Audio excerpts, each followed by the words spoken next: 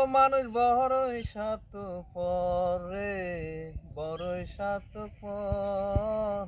বুকের মাঝে জায়গা দিলে যতন করে ভাঙে রে অন্তর। ও মানুষ বড়ই স্বার্থপর রে, বড়ই স্বার্থপর। বুকের মাঝে জায়গা দিলে যতন করে ভাঙে রে অন্তর। অচেনা এক জংলার পাখি, যতন করে তারে রাখি। বুকের পাথর বাইঙ্গা সে যে সাজায় অন্যের ঘর রে, সাজায় অন্যের ঘর।